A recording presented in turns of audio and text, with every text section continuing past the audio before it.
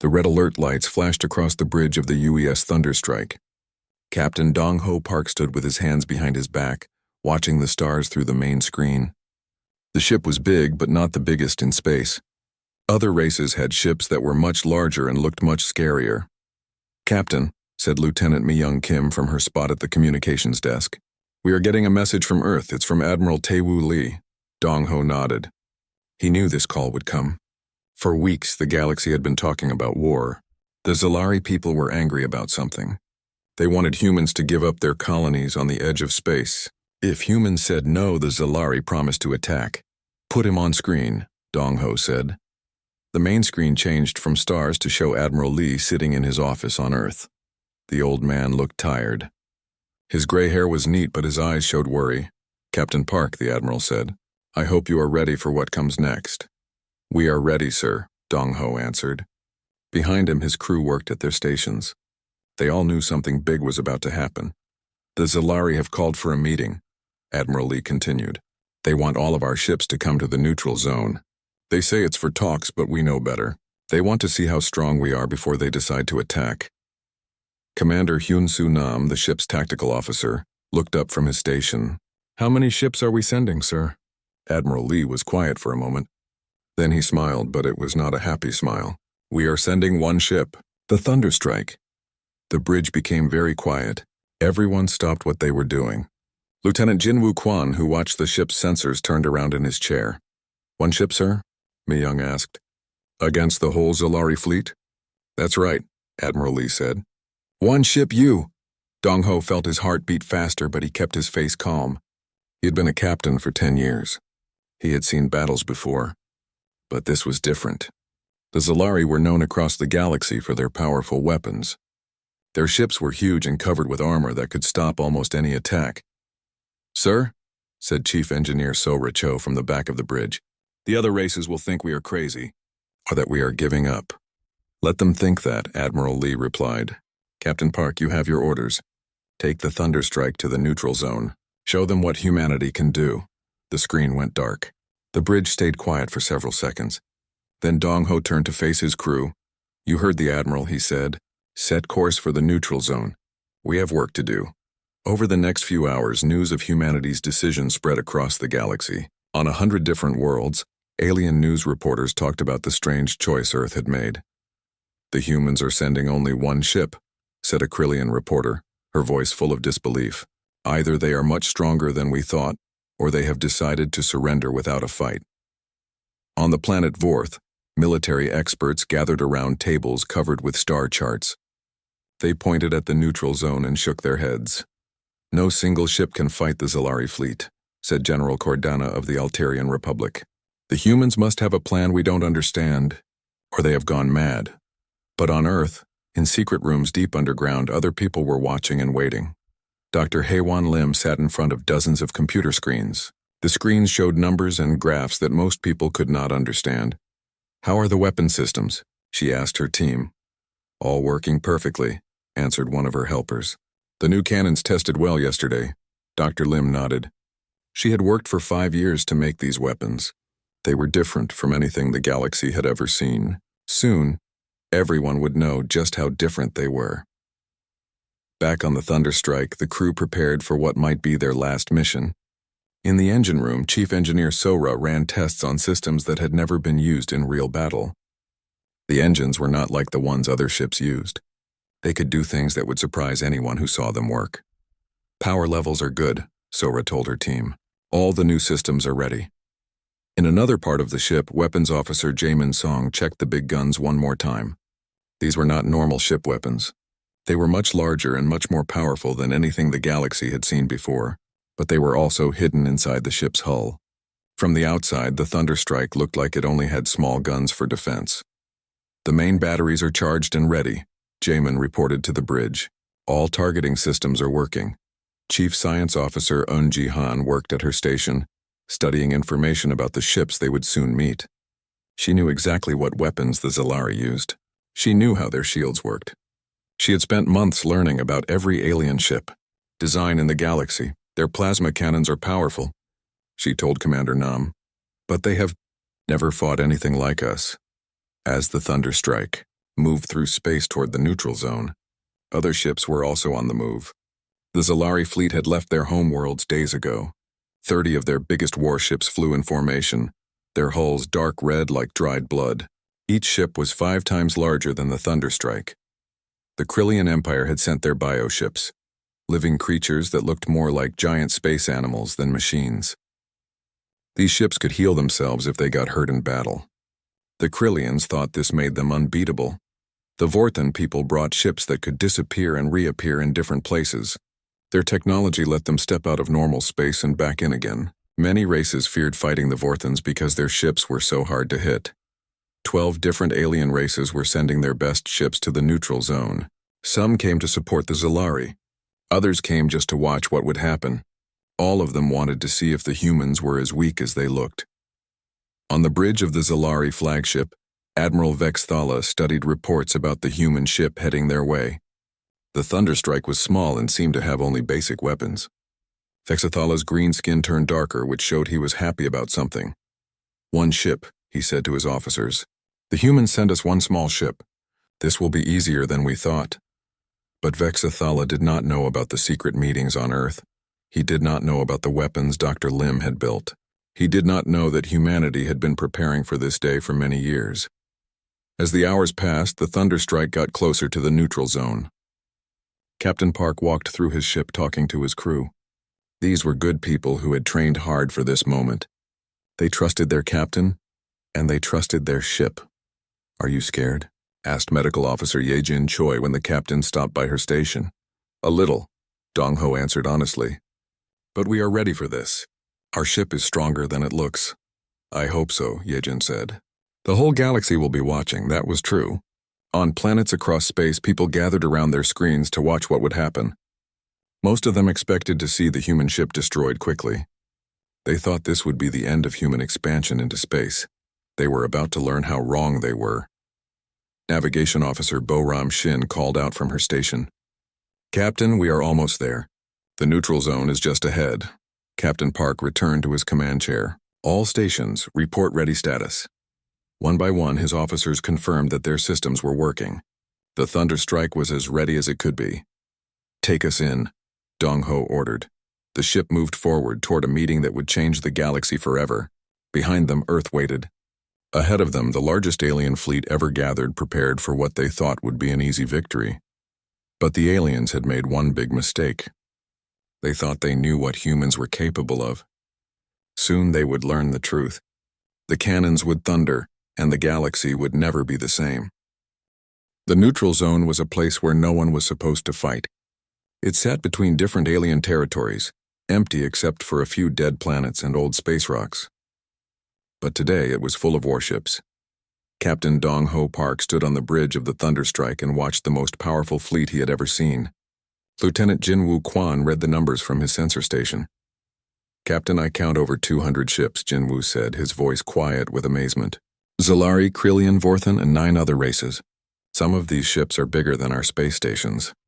Through the main screen, they could see the alien fleet spread out like a deadly cloud. The Zalari ships looked like giant red daggers floating in space. Their hulls glowed with the power of their shields. Each ship bristled with plasma cannons that could melt through solid metal in seconds. "Look at those bioships," said Chief Science Officer Yoon Han, pointing to a group of strange vessels. The Krillian ships looked alive because they were alive. They had grown these ships instead of building them.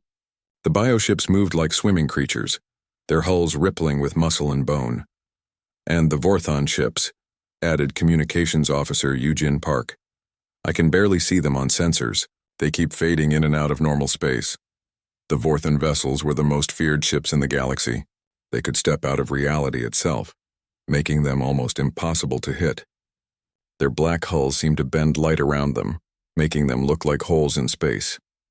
Commander Kyung Min Yu studied the tactical display on his screen.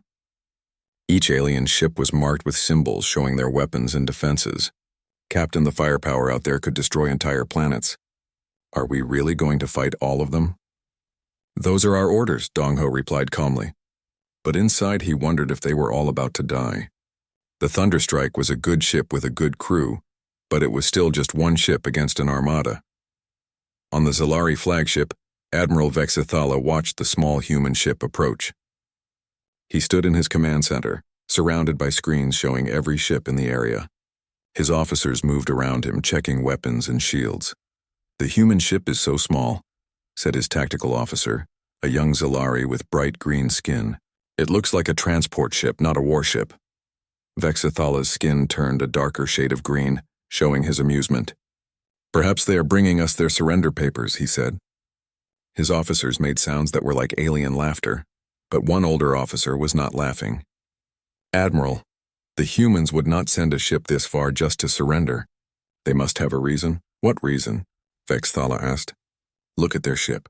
It has maybe 20 small guns. We have over 6,000 plasma cannons pointing at them right now. If they try to fight, they will be destroyed in seconds." The older officer said nothing more, but he kept watching the human ship on his screen. On other alien ships throughout the fleet, commanders were having similar conversations. Most of them thought the humans had lost their minds. A few wondered if there was something they did not understand. Fleet Admiral Cordana of the Alterian Republic watched from her ship at the edge of the formation. Her people had fought many wars, and she had learned to be careful about enemies who seemed too weak. "Something is wrong here," she told her bridge crew. "The humans are not stupid. Why would they send one ship unless they thought it could win?" "Maybe they have new weapons we don't know about," suggested her science officer. "Maybe," Cordana agreed. "Keep all sensors focused on that human ship. I want to know everything about it." Back on the Thunderstrike, the crew prepared for what everyone thought would be their final battle. In the engine room, Engineering Chief Sang Ho John ran last-minute checks on systems that had never been tested in real combat. "Power output is at maximum," he told his team. "All the new systems are online and ready." These new systems were nothing like the engines other ships used. While alien ships burned fuel or collected energy from stars, the Thunderstrike had something much more advanced. Its engines could bend space itself, allowing the ship to move in ways that should have been impossible. In the weapons bay, teams of engineers made final preparations on guns that looked nothing like normal ship weapons. Weapons Officer Jamin Song walked between the massive cannons, checking each one personally. "Are the kinetic bombardment systems ready?" he asked his chief gunner. "All loaded and targeted, sir," the gunner replied. "The aliens have never seen anything like these." The kinetic weapons were humanity's secret advantage. Instead of using energy beams or explosives, these guns shot solid metal rods at incredible speeds. When a heavy piece of metal hit something while moving at nearly the speed of light, the results were devastating. But the aliens could not see these weapons. From the outside, the Thunderstrike looked like it only had small defensive guns. The real weapons were hidden inside the hull, waiting for the right moment to reveal themselves. Dr. Sujin Bei worked at the translation station, listening to alien communications from across the fleet. Her job was to make sure the humans understood everything their enemies were saying. "They're getting ready to attack," she told Captain Park. "The Zalari Admiral is asking all ships to charge their weapons." "Let them," Dongho replied. "Navigation, take us to the center of their formation." Navigation Officer Boram Shin looked surprised. "The center, sir? That's the most dangerous place we could go." "That's exactly where we need to be," the captain said. As the Thunderstrike moved deeper into the alien fleet, weapons across hundreds of ships began to glow with deadly energy. Plasma cannons charged up until they shone like small suns. Bioship weapons grew and stretched like muscles, preparing to strike. Vorthan reality warpers began to bend space around their hulls. On his flagship, Admiral Vexthala opened a communication channel to the human ship. His face appeared on the Thunderstrike's main screen, showing sharp teeth and eyes that glowed red with anger. "Human Captain," Vexithala said through the translator. "I am Admiral Vexithala of the Zalari Confederacy. You will surrender your ship and your crew immediately." Captain Park stepped forward so the alien could see him clearly. "I am Captain Dong Ho Park of the United Earth ship Thunderstrike. We are here to discuss your demands about our colonies." Vexthala's skin turned almost black with rage. "There's nothing to discuss. You will give us those worlds or we will take them." "I'm afraid we can't do that," Dong Ho replied calmly. "Those colonies belong to humanity." The alien admiral looked around his bridge as if he could not believe what he was hearing. "You have one small ship. We have over 200. Are you insane?" We have exactly what we need, the human captain said. Vexathala stared at the human for several seconds. Then he cut the communication channel and turned to his weapons officer. Target that ship. Prepare to fire.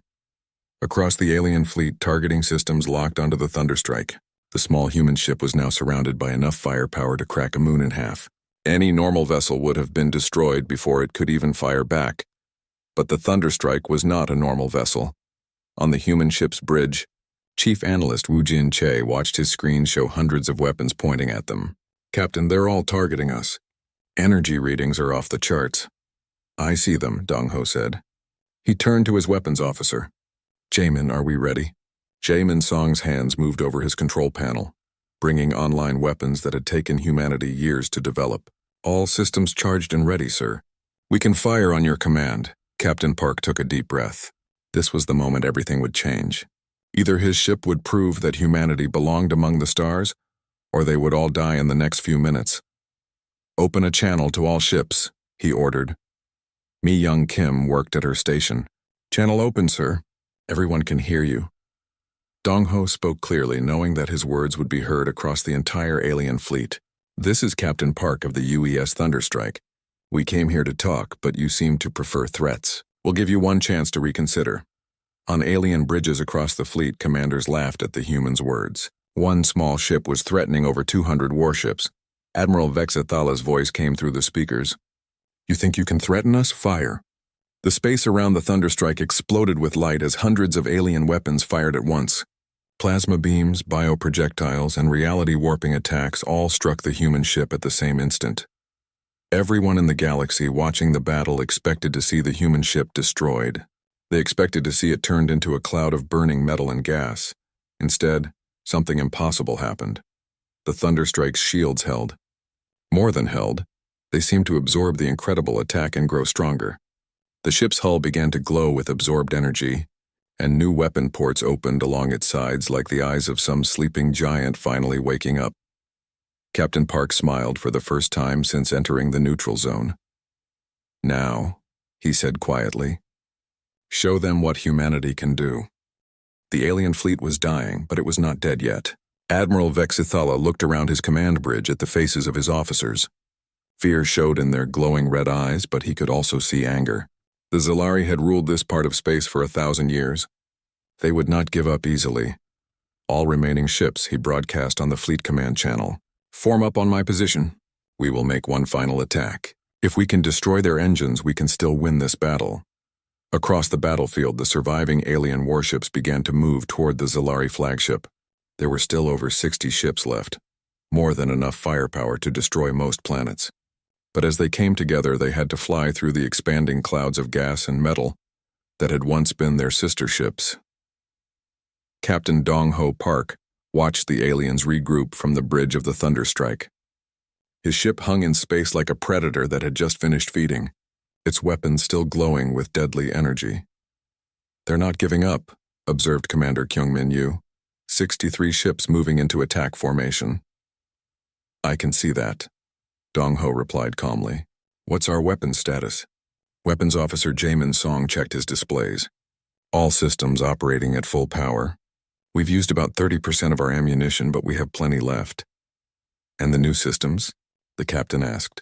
Chief Engineer Sora Cho spoke from her station at the back of the bridge. The dimensional fold drives are ready for combat use. We can deploy them on your command.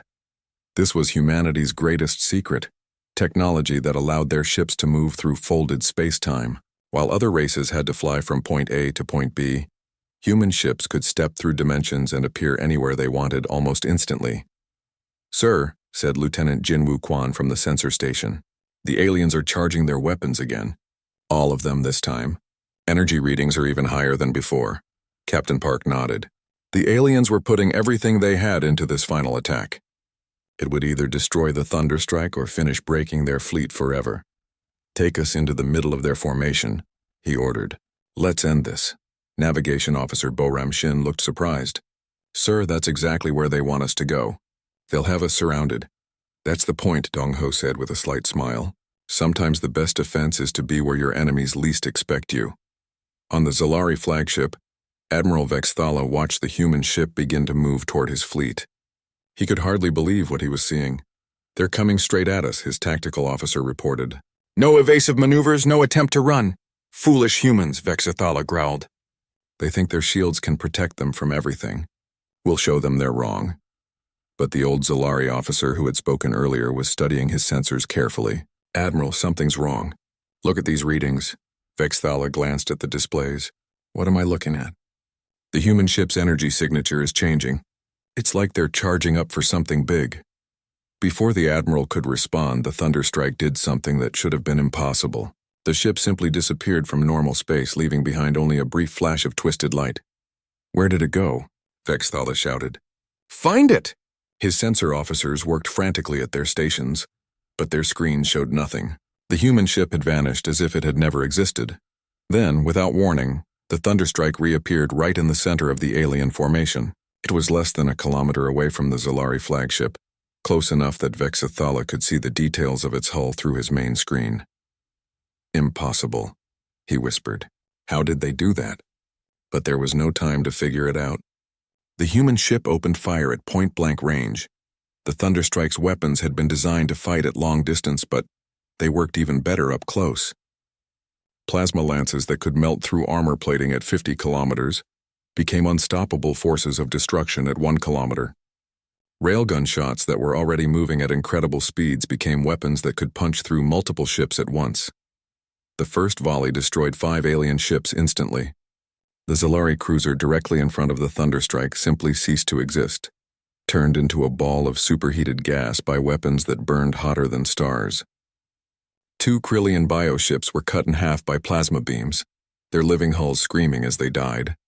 An Alterian heavy destroyer was hit by a kinetic projectile that tore through its entire length from bow to stern. "Return fire," Admiral Vexthala screamed. "All ships destroy that human vessel." The remaining alien ships turned their guns on the thunderstrike, but now they had a new problem. The human ship was so close to their flagship that they could not fire their most powerful weapons without risking hitting their own admiral. Meanwhile, the thunderstrike had no such concerns. It could destroy alien ships all around it without worrying about friendly fire. Chief Science Officer Unji Han coordinated the attack from her station. "Bioships to starboard are trying to regenerate. Hit them with the molecular disruptors." "Firing," Jamin replied. The weapons that broke down matter at the atomic level reached out and touched 3 Krillian vessels. The bioships began to dissolve like ice in hot water, their living metal unable to resist weapons that attacked the very building blocks of matter. "Vorthan ships are phase shifting. Again," reported Commander Yu. "They're trying to attack us from another dimension." "Let them try," Captain Park said. "Deploy the quantum mines." The thunderstrike released a cloud of small devices that existed in multiple dimensions at once. When the Vorthan ships tried to attack from their hidden dimension, they found the mines waiting for them. The explosions lit up space in colors that had no names, as energy from parallel universes leaked into normal reality. Engineering. Chief Sang-Ho John watched his power displays as the ship's weapons drew incredible amounts of energy from their reactors. "Captain, we're running the engines at 110% of rated capacity. All systems still green." This was another advantage humanity had developed: power systems that could operate far beyond their normal limits without breaking down. While alien ships had to be careful not to overheat their reactors, human vessels could push their systems to the breaking point and beyond. "Sir," called Communications Officer Eugene Park, "I'm intercepting messages between the alien ships. They're starting to panic." Dr. Sujin Bei translated the alien communications for the bridge crew. "They're asking each other how we can move through space like that. Some of them think we're using some kind of magic." "It's not magic," said Chief Science Officer Yunji. "It's just science they don't understand yet." The battle in the center of the alien formation became a nightmare for the enemy ships. The thunderstrike moved like a ghost, appearing and disappearing at will. One moment it would be firing at ships on the left side of the formation. The next moment it would materialize behind a group of vessels on the right, destroying them before they could turn to face it. Medical Officer Ye-Jin Choi monitored the crew as they fought under conditions no human had ever experienced before. "All personnel report normal status. The dimensional shifts aren't affecting anyone." This was crucial. The technology that let the Thunderstrike step through folded space-time would have killed the crew of any other ship. Only humanity's advanced life support systems made it possible for people to survive the journey through dimensions that existed outside normal reality. Admiral Vexathala watched in horror as his fleet continued to shrink. Every few seconds, another ship would explode or disappear in a cloud of vaporized metal. His tactical display showed fewer and fewer green dots representing friendly vessels. "Admiral," his communications officer said, his voice shaking, "we're receiving surrender requests from 12 ships. They want permission to withdraw from the battle." "No," Vexathala roared. "We fight until the end." But even as he spoke, several alien ships were already turning away from the battle. Their commanders had seen enough. Nothing in their military training had prepared them for an enemy like this. Fleet Admiral Cordana of the Alterian Republic made the decision that would save her remaining ships. She opened a communication channel to her fleet. "All Alterian vessels," she broadcast, "withdraw immediately. This battle is over." Her ships began to accelerate away from the battle zone, their engines glowing as they pushed toward maximum speed. Other alien commanders saw the Alterians retreating and began to follow their example. Within minutes, the great alien fleet that had gathered to threaten humanity was scattering in all directions. Ships that had come to the neutral zone expecting an easy victory were now running for their lives. But the Thunderstrike was not finished. Captain Park had orders to make sure the galaxy understood that humanity was not to be threatened again. "Target the fleeing ships," he ordered. "Don't let them get away without a message they'll remember." The Thunderstrike's longest-range weapons reached out across thousands of kilometers to touch the retreating alien vessels. Most of the shots were carefully aimed to disable rather than destroy. Humanity wanted survivors to carry the story back to their home worlds.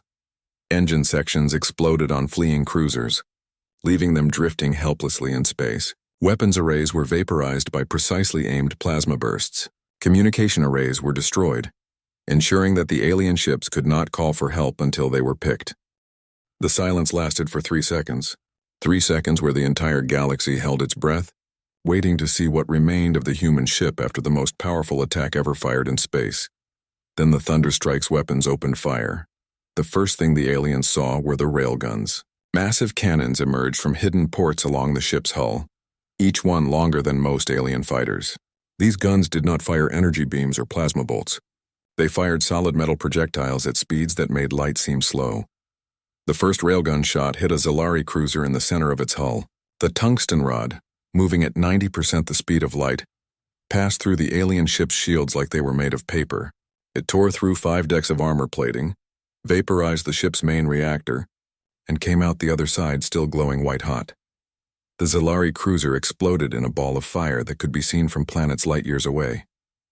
"Impossible," whispered Admiral Vexathala, staring at his screens. One of his best ships had just been destroyed by a single shot from a weapon he did not understand. But the Thunderstrike was just getting started. Captain Dong Ho Park stood calmly on his bridge as weapons.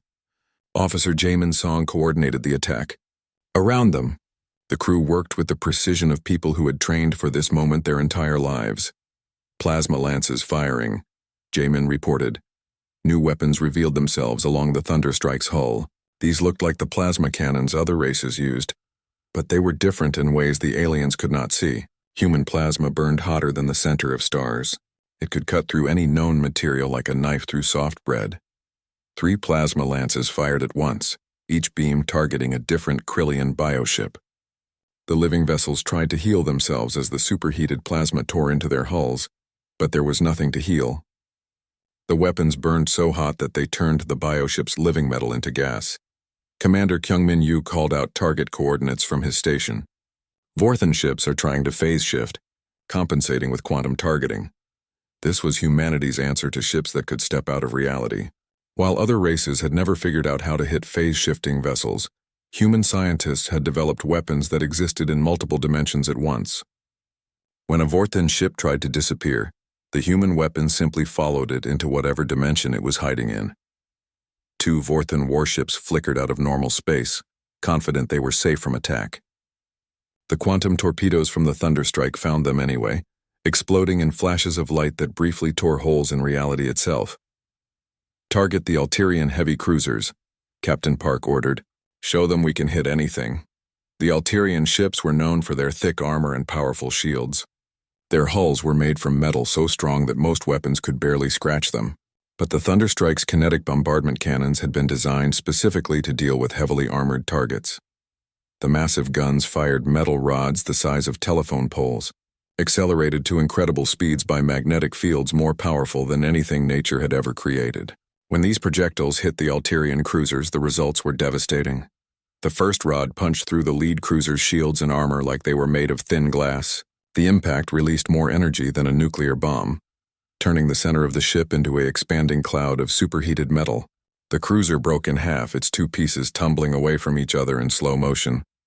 Lieutenant Jinwoo Quan watched his sensors as alien ships throughout the fleet began to panic.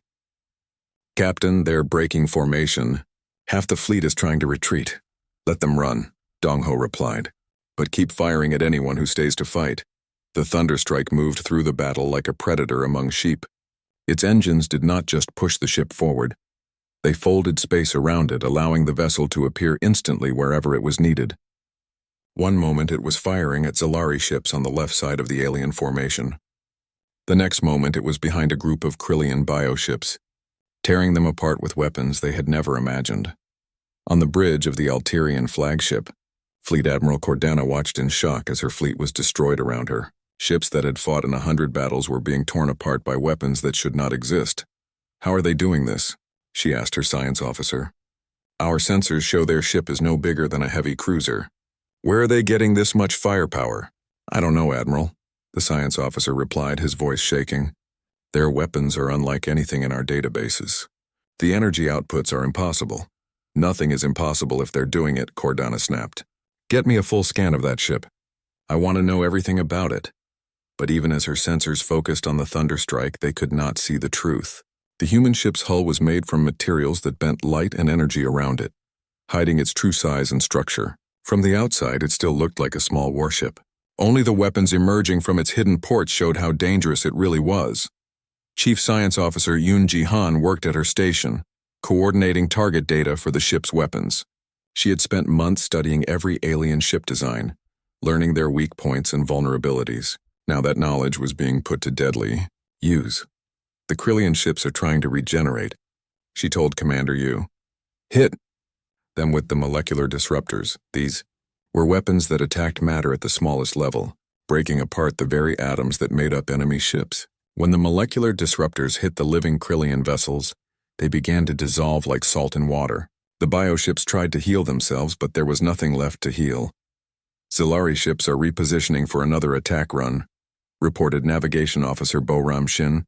30 ships, coming in fast from 3 directions.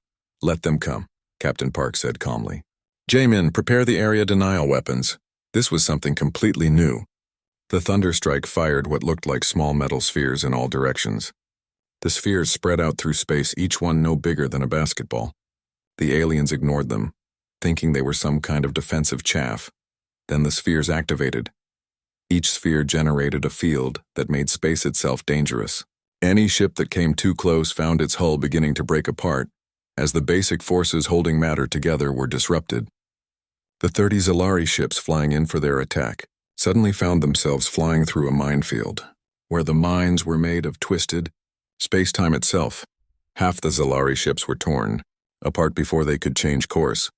The others turned and fled, their hulls damaged by forces their science could not explain. Communications Officer Eugene Park intercepted frantic messages flying between the alien ships. "Captain, they're calling for help. Some ships are requesting immediate evacuation from their home worlds.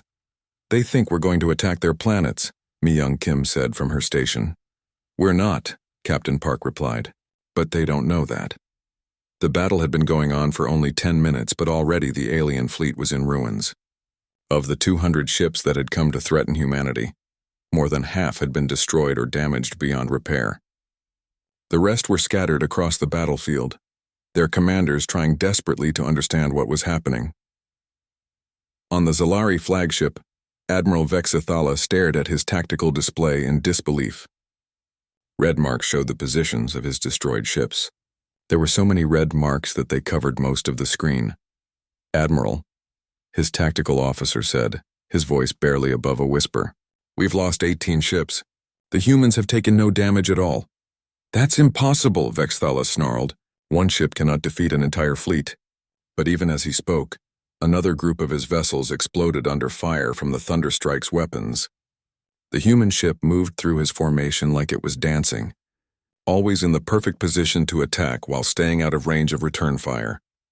Medical Officer Yejin Choi monitored the crew's condition as they fought the most important battle in human history. Despite the incredible forces being generated by their weapons, the ship's internal systems kept everyone safe and comfortable. "All crew members report normal status," she told the captain. "The inertial dampeners are working perfectly." This was another human advantage. While alien crews were thrown around their bridges every time their ships changed direction or fired their guns, the humans felt nothing.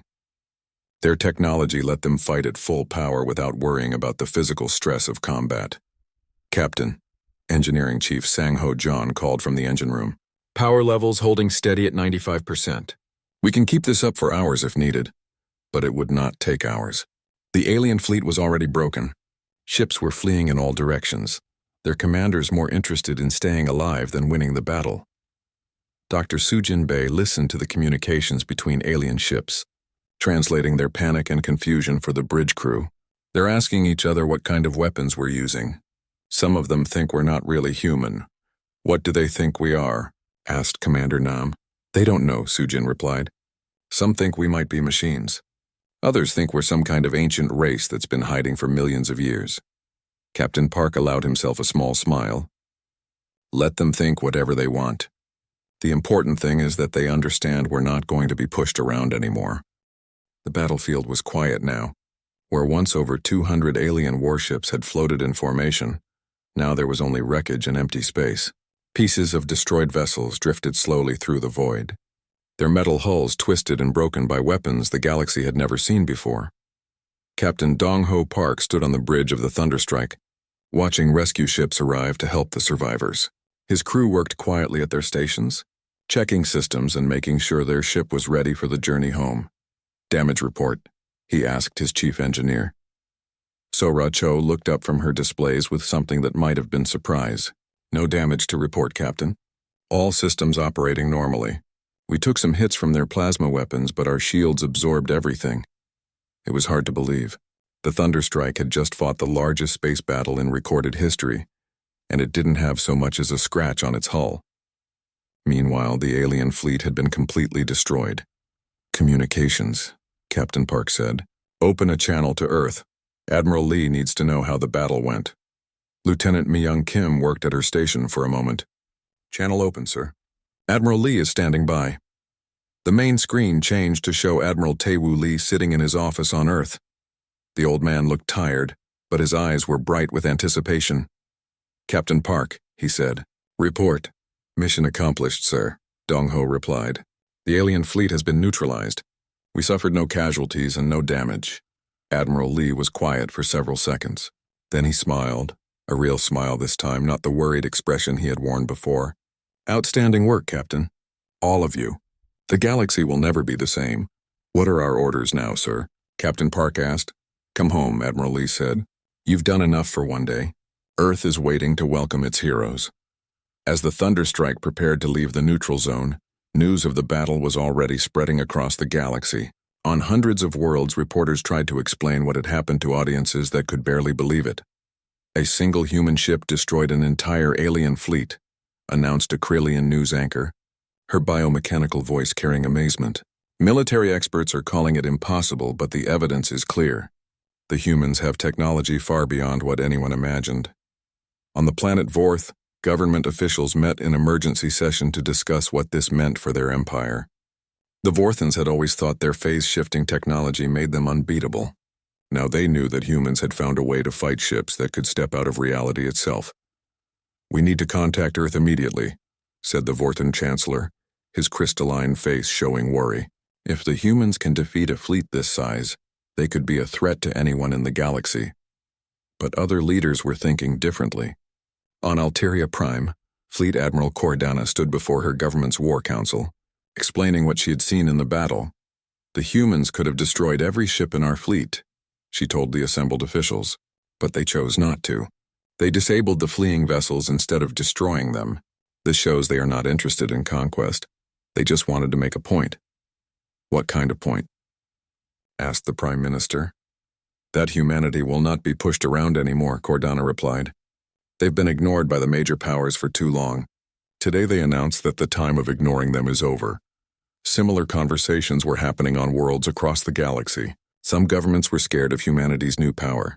Others were curious about making contact with a race that had such advanced technology. A few were already planning to offer alliance agreements. Back on the Thunderstrike, Dr. Sujin Bei monitored communications from across known space. The ship's translation systems were working overtime to keep up with all the different languages being used to discuss the battle. Captain, she said, I'm picking up diplomatic channels from 12 different governments. They all want to talk to Earth about trade agreements and military alliances. And the Zalari? Captain Park asked. Complete radio silence from their territory, Sujin replied. I think they're too embarrassed to say anything right now. This was probably true. The Zalari had been the strongest military power in this part of the galaxy for over 1,000 years. They had never been defeated in battle by anyone. Now a single ship from a race they had barely heard of had smashed their best fleet like it was nothing. Admiral Vexathala sat in his damaged flagship, staring at reports from the battle. His tactical officers had tried to analyze the human weapons, but nothing made sense. The Thunderstrike had shown capabilities that violated everything they knew about physics and engineering. How did they make their ship disappear and reappear like that? He asked his science officer. We don't know, Admiral, the officer replied. Our sensors couldn't track them when they were gone. It was like they stopped existing for a few seconds. Vexathala shook his head. And their weapons? More powerful than anything in our databases. Some of them seem to work by changing the basic laws of matter. Others appear to fire solid objects at speeds that should be impossible. The Admiral looked out at the wreckage of his fleet floating in space around them. Make sure this information gets back to the homeworld. Our people need to know what we're dealing with. On Earth, the news of humanity's victory spread quickly. People gathered in streets and public squares to watch broadcasts from the neutral zone. For the first time in their history, humans had proven they could stand up to the great powers of the galaxy. In his underground command center, Admiral Sung Hyun watched displays showing the locations of other human ships spread across space. The Thunderstrike had been the first to reveal humanity's true capabilities, but it was not alone. How many ships like the Thunderstrike do we have now? He asked his aide. 17 completed and ready for service, and the young officer replied. Another 23 will be finished within the next year. Admiral O nodded. Good. Today we showed the galaxy that humanity cannot be ignored. Tomorrow we'll show them that the Thunderstrike was just the beginning. The return journey to Earth took 3 days. During that time, the crew of the Thunderstrike had time to think about what they had accomplished. They had fought the most important battle in human history and won completely. Chief Analyst Wu Jin-che spent hours reviewing recordings of the battle, analyzing everything that had happened. His job was to learn from the experience and help improve humanity's tactics for future encounters. The aliens were not prepared for our mobility advantage, he told Captain Park during one of their meetings. They expected us to fight like a normal ship, standing still and trading shots. When we started teleporting around the battlefield, their formations became useless. What about their weapons? The captain asked. Powerful but predictable, Wu Jin replied. They've been fighting each other for so long that they know all of each other's tricks. They had no idea how to deal with technology they'd never seen before. This was the key to humanity's success. While the alien races had spent thousands of years perfecting the same basic technologies, humans had taken a completely different approach. They had studied their potential enemies and developed weapons specifically designed to counter alien advantages. Medical Officer Yejin Choi had her own observations about the battle. The crew performed perfectly under stress, she told the captain. All the training simulations paid off. Everyone knew exactly what to do. Even when we started using the dimensional fold drives, Captain Park asked. Even then, Yejin confirmed. The new medical protocols worked perfectly. Nobody suffered any ill effects from the space-time distortions. As Earth grew larger on the main screen, Captain Park thought about the future. Today's battle had changed everything. Humanity was no longer a minor race on the edge of civilized space. They were now one of the great powers, with technology that made other races nervous. But with great power came great responsibility. How humanity used their new position in the galaxy would determine whether they became protectors of peace or just another aggressive empire. "Captain," said Navigation Officer Boram, "Shin, we're approaching Earth orbit. Home looks good from here." Through the main screen, they could see their blue and white home planet, surrounded by space stations and defense platforms. But now there were also news ships from other worlds, their alien crews eager to interview the heroes of humanity's greatest victory. "Communications from Earth Space Command," reported Mi-young Kim. "We're being directed to Dock 7. There's going to be a ceremony." Captain Park straightened his uniform and looked around the bridge at his crew. These people had just changed the course of galactic history. They deserved recognition for what they had accomplished. "Well, crew," he said, "ready to be famous?"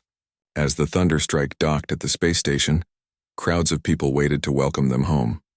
But the real celebration was happening on worlds across the galaxy, where humans living in distant colonies no longer had to worry about being threatened by alien powers.